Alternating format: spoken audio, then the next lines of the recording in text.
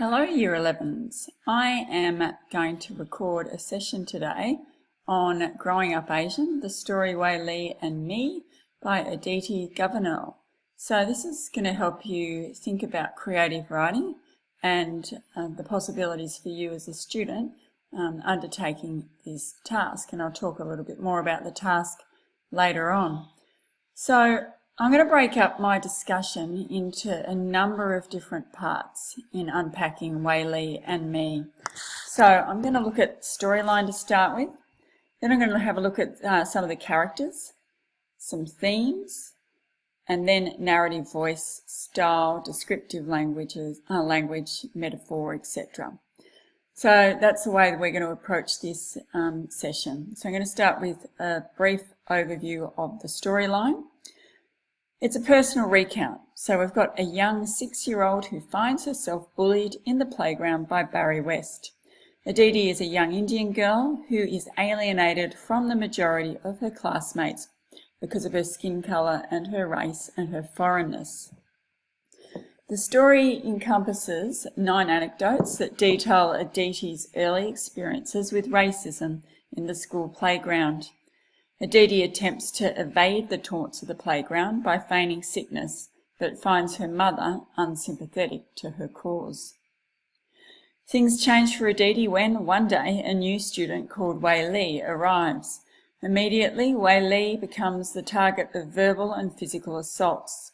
Aditi notes that after a week of this kind of abuse, Wei Li's demeanour changes and he stops talking to the other students.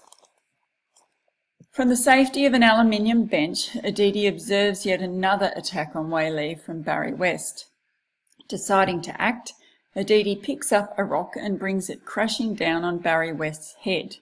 Together, Wei Li and Aditi run away from Barry and, in an instant, form a bond of solidarity that is going to be a long-term friendship. The rock incident establishes a strong bond of friendship between Wei Li and Aditi, a unity that offers them protection from Barry and his cronies. On one occasion, the unity of the two is severed on a trip to Parliament House, when the two kids are forced to ride on separate buses. Aditi gets stuck with Barry West, who uses the opportunity to harass Aditi by spitting in her face. In retaliation, Aditi seizes a cricket bat and bashes him with it. She refuses to apologise. To her surprise, she is not punished for her actions. Aditi learns that Barry West is moving to Jakarta. His departure is like a kind of freedom for Wei Li and Aditi. The final anecdote reflects on how things have changed for Wei Li and Aditi from their early childhood experiences. As young adults, Wei Li and Aditi are immersed in Australian culture and finally feel accepted. Okay, so moving on to characters. So we have the archetypal quintessential antagonist in Barry West. So he embodies everything negative about the schoolyard bully. Not only is he physically the opposite in appearance to Aditi with his red-stained face, the face of Australian summers, but he seems to be able to muster up the support of the rest of the kids in the playground in targeting his hate campaign against Aditi. He is able to induce all of the other children to stop playing with Aditi, or on the rare occasion they make contact, to hurl abuse at her. Moreover, he is physically abusive and quite a dangerous character. Even when it's revealed that he is to move to Jakarta, there is no attempt on the part of the author to explain, justify or understand his behaviour. He is simply the antagonist. Okay, so the main character and central protagonist is, of course, Aditi, who is also the author and the central character. It's a personal recount.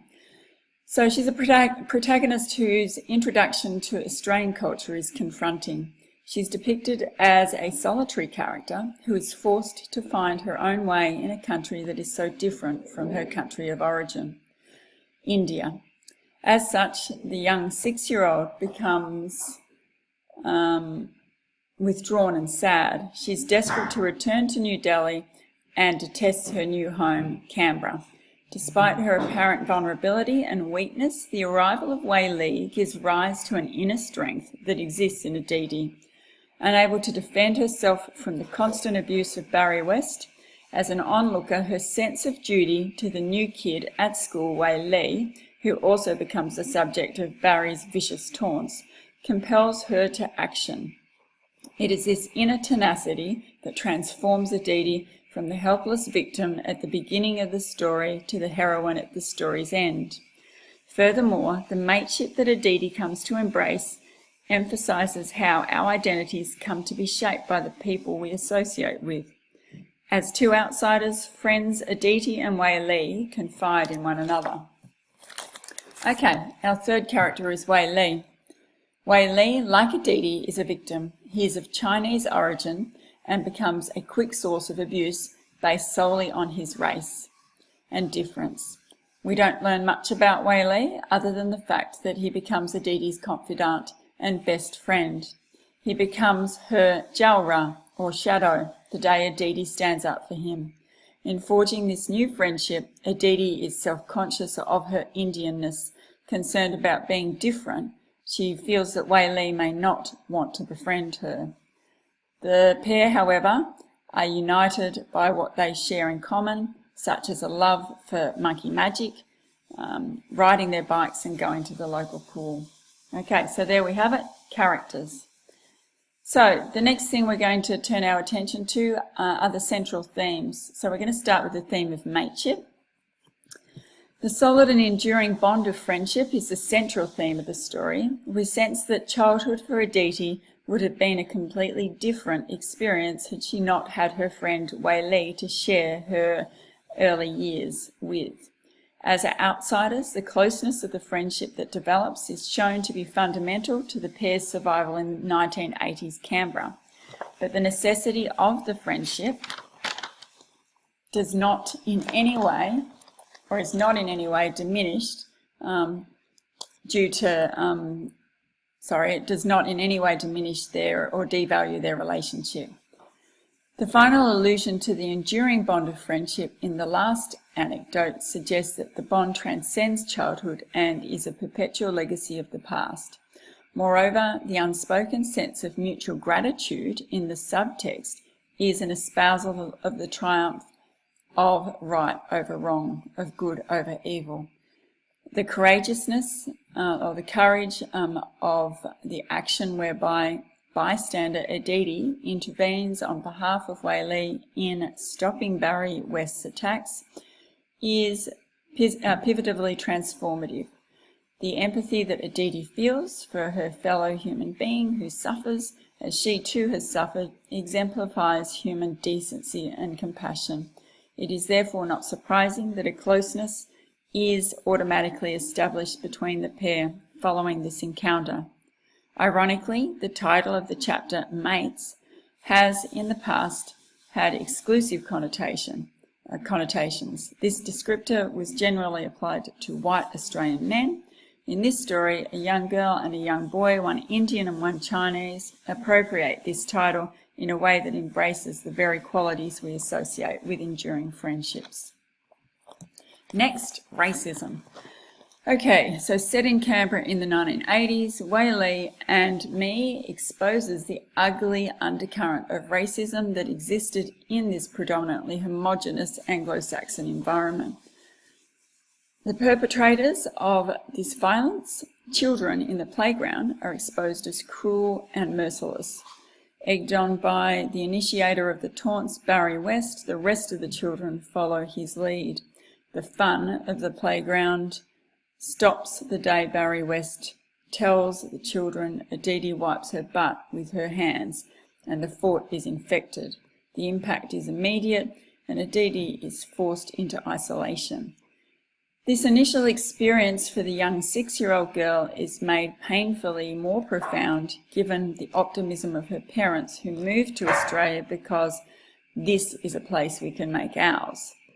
Their openness to finding their place, of embracing the new contrasts with Aditi's negative experiences, compelling us to question the extent to which Australia is a welcoming country.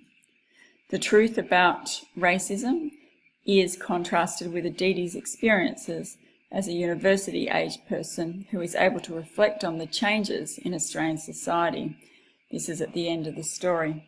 The lightheartedness of the tone in the final passage suggests that racism is for her no longer a part of her experience of being Australian.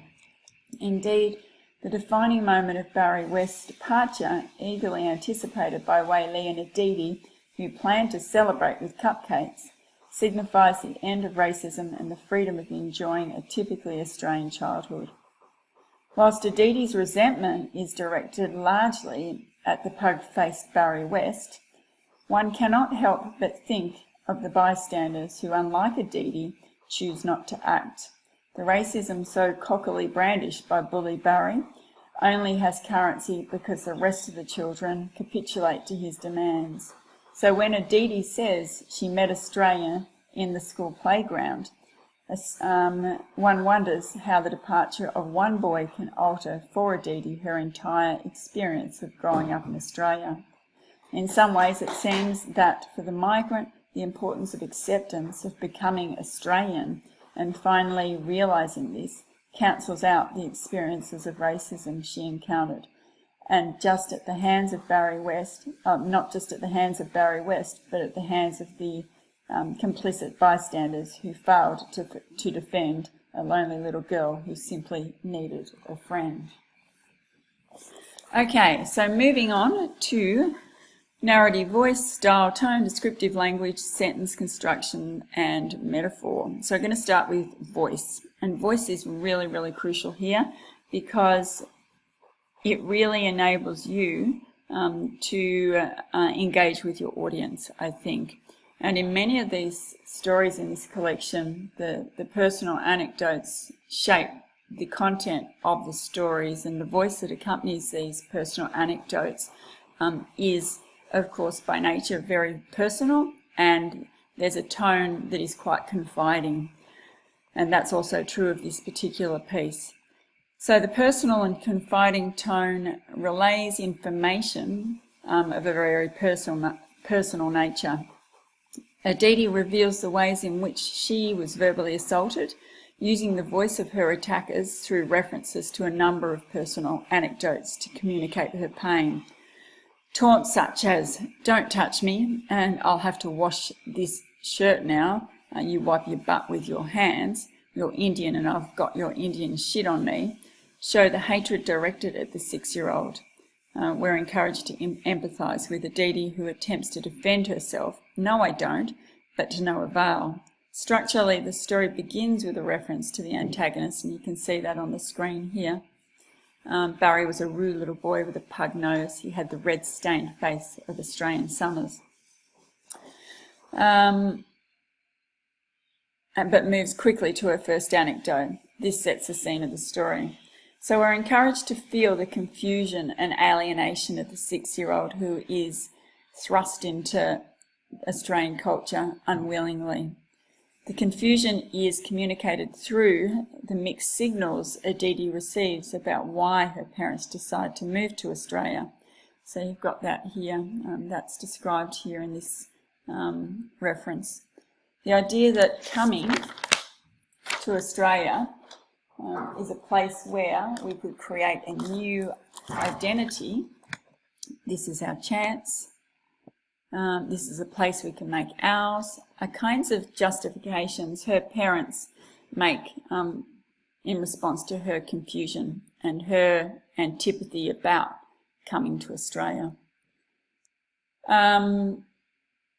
So the contrast then with Delhi, a place that is described as consisting of palaces, of amazing tombs and gardens and temples, seems at odds with this desire that her parents have to find a new identity, because the richness of the New Delhi culture seems to afford all of that anyway. So confusion punctuates the narrative voice of the text early on.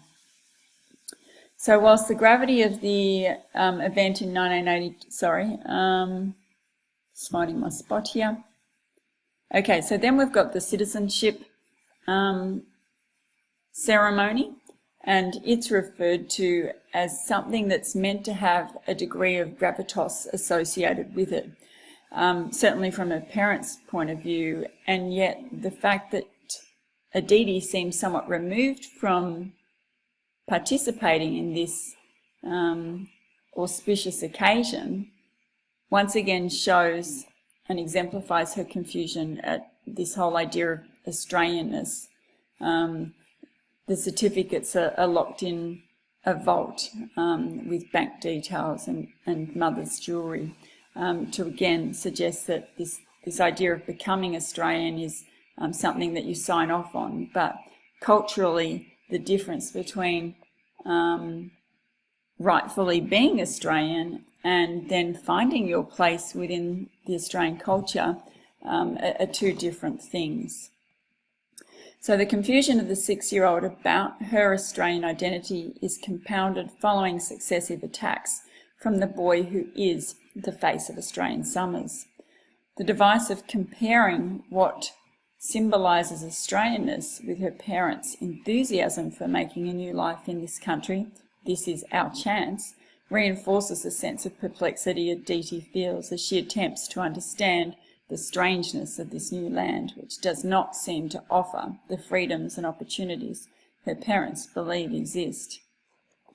And even though her parents kind of esteem those kinds of values and the ideas about becoming Australian, the simple reference here, my parents met Australia when they started work and I met Australia in the school playground, suggests that perhaps for her parents the reality was different from the dream as well. The confusion of the 6-year-old shifts by page 78 when Aditi responds to Barry West's attack on Wei-Lee, the new Chinese student. So if we can find that, we can see that there is a distinct tonal shift. So we've got that sense of defenselessness and vulnerability up until this point, where we have anger rising inside of Aditi. So the friendship that emerges when Aditi comes to Wei-Lee's aid signifies a turning point in the story, and with this turning point comes a shift in narrative tone. The confused vulnerability of the first 5 anecdotes is replaced with a defiant optimism.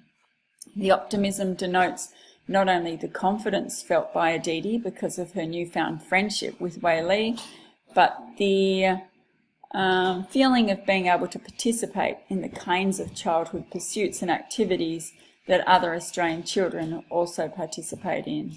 In spite of the tonal shift, however, there remains the lurking threat of Barry West, who Aditi and Wei-Lee must vigilantly be on the lookout for. So we've got a couple of things going on here. We've got that positive tonal shift here with the reference to spending days rifling through our mother's purses, pilfering loose change, heading to the pool, buying Mars bars, reenacting monkey magic, etc. But we've got forever the watchful awareness of Barry West's lurking presence.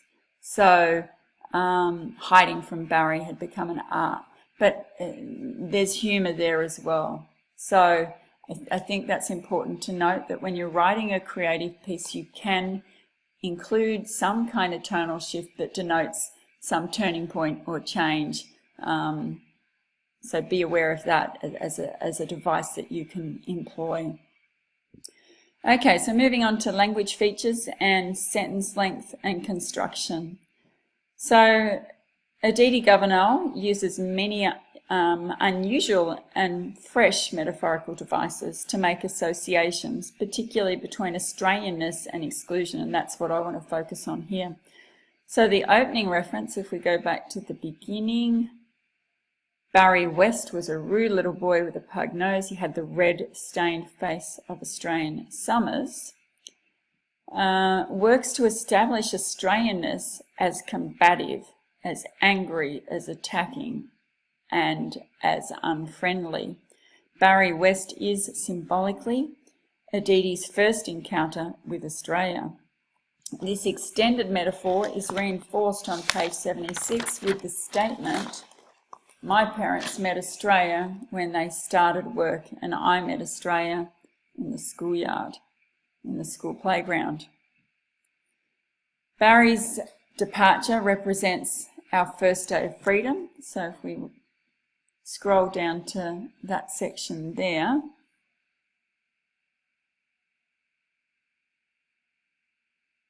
here we've got freedom alluded to with Barry's departure. So Aditi and Wei-Lee can claim Le Gallienne Street for themselves. As the metaphorical face of Australia, Barry West's departure transforms Wei-Lee and Aditi's experience. The pair, as young uni students, also in the final page, sip beers and rant about how we hate homogeneity. The red face of Australian summers is long gone, and Wei-Lee and Aditi finally become what we thought we could never be, Australian. So we can see how there is that metaphor that is referred to a number of times throughout the text in reference to Barry West epitomising Australianness and how his departure is transformative. So that's an important language feature. Okay, the use of conversation is something I want to briefly refer to. It's a key part of the story. So Governor introduces each of her anecdotes by providing some background information and then moves to the conversation and the episode itself. So let's have a look at an example of this. So it was Friday and our teacher stood in front of the class and said, okay, and then we've got the reference to conversation. We'll see if other sections of the story do this as well.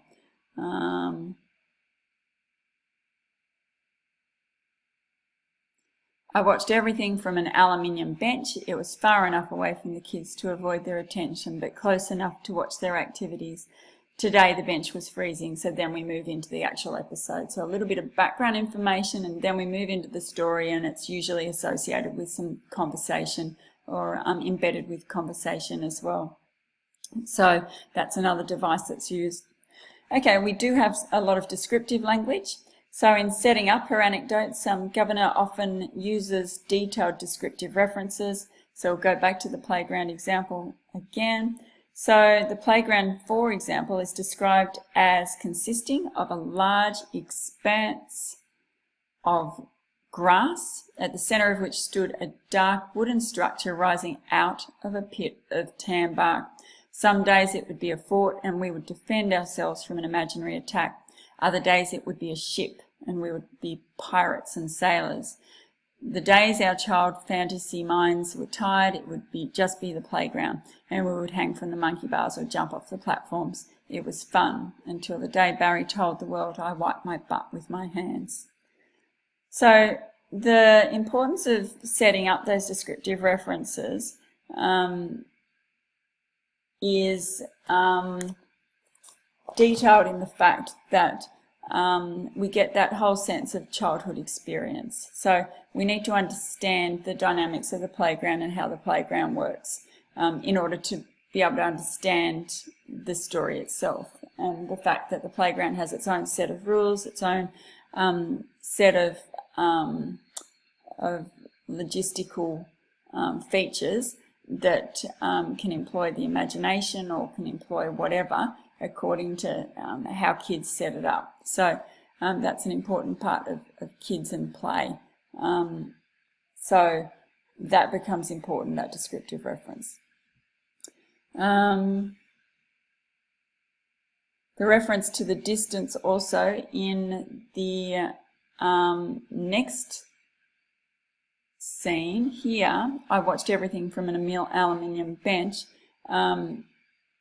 establishes the distance that's emerged now as Wei-Lee has been excluded. So we get that, and again the descriptive reference provides us with the sense of her being uncomfortable, of her being left out, of her being cold. So make sure that you note descriptive references and the way that they operate for particular purposes throughout this text. Okay, sentence length. So there is a variation in sentence length and throughout the text, and sentence length establishes the personal but at times informal tone. It also gives the text a kind of lyrical quality as well. Aditi uses a range of sentence lengths. On page 77 you'll see when Aditi describes the treatment of Wei-Lee, the sentences vary in length here. So, my name is Wei-Lee, he smiled. Titters ran through the classroom. It took the class exactly 30 seconds to shorten his name to Wei. By morning recess he was called Piss. He lost his smile at lunchtime when, to my relief, he became the object of their attention. The kids mauled Wei-Lee, the way a cat would maul a toy. They pawed and prodded him, and the circles that used to form around me formed around him. He was hit, spanked and kicked. He was spat on and forced to pull down his pants and show his penis when Barry had the idea Chinese boys have no dicks. Wei-Lee's shoulders started to stoop, and after a week he would walk outside and avoid talking to anyone. Okay, so we can see here that sentence length works to illustrate the viciousness of the prolonged attacks. Note also that words such as mauled reinforce the animalish nature of these attacks, so we've got some metaphorical devices at play here too. The metaphor of the cat and mouse game is extended. A listing device is also incorporated: pawed, prodded, hit, spanked and kicked to reinforce the abuse. Note also that the sentences that describe the response to the attacks are quite brief and usually limited to one or two statements. So here we've got Wei-Lee's shoulders started to stoop, and after a week he would walk outside and avoid talking to anyone. So Aditi can imagine how Wei-Lee might feel after being targeted and assaulted, because she's clearly been the victim herself. But as an observer, it's enough for her to simply describe her observations about his shift in body language. Whilst we feel great empathy for Aditi and Wei-Lee, this is achieved by withholding much of the emotional content of the story. So just be aware of that. Sometimes less is more. Note also that sentence length increases again when Aditi describes the things that she and Wei-Lee would do together. It's maybe not even so much sentence length, but there's a run of sentences that list the things they do together. So the listing technique highlights the joyfulness of the friendship between the two as they spend every possible second together. Here we go, every possible second together. Note that this device accompanies an overview or a summary of an event or a series of events rather than the personal anecdotes of the attacks, etc. So that might be something to consider when you're writing as well, that if you're providing an overview of something, you might use a listing technique to explain the kinds of things, in this instance, that the two did together, and rifling through our mother's purses, pilfering loose change, reenacting monkey magic, finding large sticks, etc., etc. Okay, now we're going to move to look at the criteria to see what it is that you're expected to do with this task. Okay, so the task is one of the tasks from Unit 1, Area of Study 1, reading and creating text. So if you have a look at the study design, you can see that in this area of study, you're to explore how meaning is created in a text. You identify, discuss and analyse decisions authors have made, explore how authors use structures, conventions and language to represent characters, settings, events, explore themes and build the world of the text for the reader. You investigate how the meaning of the text is affected by the context in which it is created and read. I'm not going to read all of this out, I'm just going to pick a few key things out. So if we move down to what the outcome is, you can see that what you're required to do here is to write a creative response to this short story, or a number of short stories within the collection. So for the purpose of this session, I'm looking at Wei Li and Me. So some things in regards to key knowledge: you really need to demonstrate an understanding of the text, including characters, settings and events, and ideas, issues and themes.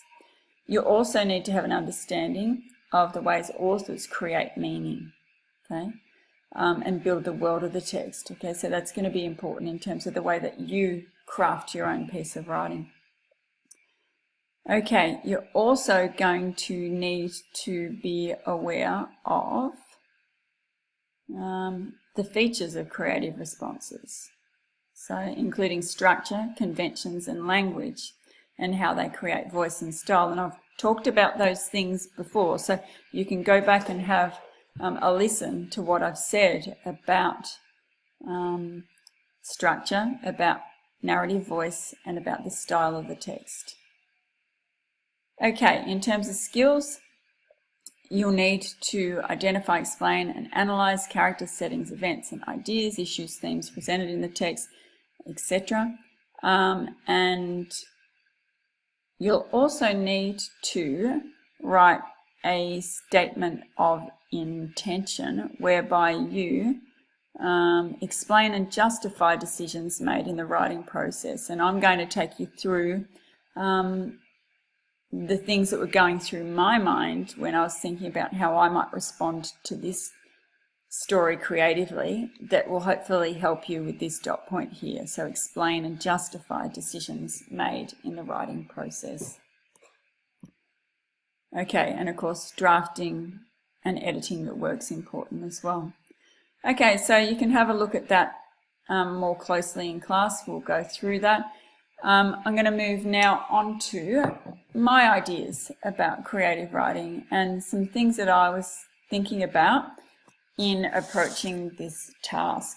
So when I write creatively, I guess the first thing that I do is formulate an idea, some kind of conceptual idea that I can play around with. Okay, so in writing creatively, you need to be able to draw from personal experience. So your ideas come from personal experience. So that seems to be at odds with what you've got to do here, because you've got to find a gap in the text, or you've got to write a new ending or a new beginning, or write from a different character's perspective in this story. You might be thinking, how am I going to do that? By drawing on my own personal experience. Well, I think your own personal experience is the starting point for whatever you do, and I'll explain why. So before unpacking this story, I was at a loss as to respond to the story creatively. I'm not Chinese and I'm not Indian, so how could I put myself in the shoes of the protagonist? I didn't think that I could do this in a way that would be authentic or genuine or true to the experience of the migrant. However, I was once a kid, and I also had many encounters in the playground, and they were mostly positive.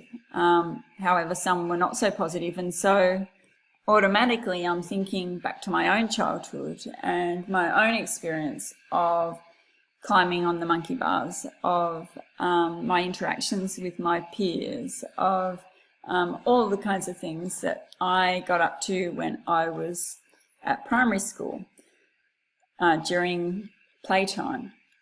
So I remember being verbally assaulted by a Barry West type character on one occasion as I played at the back of the oval with my friend.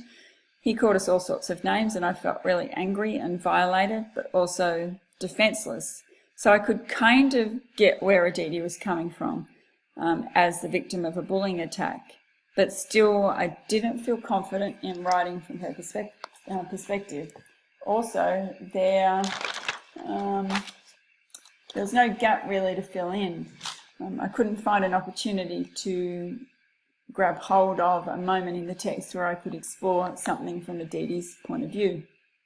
So that kind of closed doors for me. Then it came to me. When I was in grade 6, I was embroiled in this game whereby I was torn between two groups of friends. I felt loyalty to my friend who had been excluded from the rest of our group, and so I'd hang out with her. But the messengers would come to incite me to return to the main group, and so off I'd go. The ringleader, Wendy, was all-powerful and manipulative, and we capitulated to her demands like submissive pawns. And so I'd desert my friend and reunite with the mob. This game continued for some time until finally Wendy left the school. Like Barry West's departure, Wendy's departure changed the dynamics of the group miraculously. So suddenly I had an idea, and the idea about my response to this situation is what then got me thinking about how to approach this task, because I was kind of deeply ashamed at my lack of action, and I still think about the fact that I refused to actually say anything to Wendy, but allowed them to use me as this kind of go-between between my friend and the rest of the group. And I always think about why I never said anything, why I never stood up to Wendy, and I don't have a response to that. So I thought that that might be a really good starting point somehow for a story. But how could I transfer my own personal experience to the story of Wei Li and Me? This was to be a little more challenging. So I looked for a gap in the text, and there it was on page 76. So if we go back to the story, we can see that on page 76 we have Amy Pulowski. She only makes a brief cameo performance in the story, but that's enough for me. So she's the girl who tells Aditi she even looks like shit, or makes the remark that she even looks like shit. Okay, so she's part of the bullying action. There's a reference before this attack to the ways in which the kids in the playground combine their hatred in a human circle around me, and you note that that's also alluded to in regards to Wei-Lee and the way that they circle around him. So there's this kind of incredible force the mob is able to utilise to incite their hatred and fear, and to create that sense of vulnerability in the poor victim. So I thought it'd be worth pursuing the background to Amy Pulowski's attacks, and to explore the way in which the power of the mob can hold sway over individuals who may actually consciously be aware that what they are participating in is wrong and hurtful. So, okay, I've got my idea, drawing on personal experience. I've got my moment in the text here. In regards to character development, because remember the criteria asks you to think about character, clearly she's not somebody that's been developed in the story, so that gives me a lot of latitude and a lot of freedom to invent the character of Amy Pulowski. But it also gives me the opportunity to reflect on the way that Amy Pulowski views Aditi. So there's two things going on there, actually three. I could even reflect on her opinion of Barry West as well. So there's opportunity there to explore a range of different characters. So back to Pulowski, I think it's interesting that Aditi refers to the name Pulowski as one of the assailants, because both Pulowski and Kovacic aren't typically Australian names. So we've got "That's So Gross," added Chris Kovacic. By the early 80s, it's fair to say that the Pulowskis and the Kovacicics would have found acceptance maybe in Australia, and perhaps they're of Eastern European or Polish backgrounds. we're assuming that they've integrated, that they've assimilated, that they've found some kind of acceptance. But I would argue that in spite of this, there's perhaps some kind of residual sense of inferiority that maybe exists in Amy, and that's why she has become active in this game of bullying. So perhaps in spite of the fact that she's a participant, there's an undercurrent of feeling somehow like she doesn't belong, that there's some kind of deeper psychological undercurrent there that underpins her motivations. So kids are intuitive, and just as Aditi was overtly reminded of her difference, or is reminded of her difference throughout the story, it's also possible perhaps that Amy Pulowski may have at some level an awareness of her difference too, with a name like Pulowski. So this idea gave me grounds for an interesting character in Amy.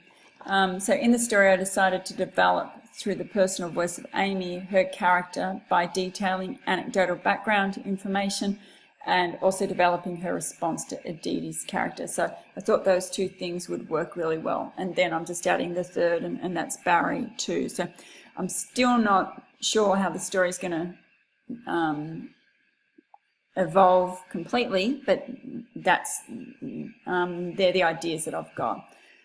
So in terms of plot, perhaps the storyline would pick up on the playground taunting, but structurally would follow the same sequence of events as the original. So I could begin, for example, with a reference not to Barry West, but to Aditi Governor. So Amy Pulowski would reflect using the technique of hindsight, as Aditi does, on her childhood encounter with Aditi with great shame and embarrassment. And so here, where you've got the beginning, Barry West was a rude little boy with a pug nose. He had the red-stained face of Australian summers. Maybe you could start with something like, Aditi Governor was a quiet little girl. She had the exotic mysteriousness of mixed spices, Indian summers, and faraway places. Her skin was the colour of shit.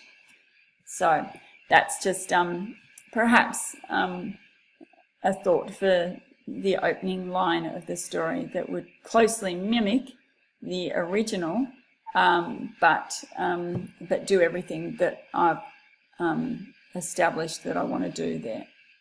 Okay, so it's 43 minutes in length, this video, so that's probably enough for you guys to absorb.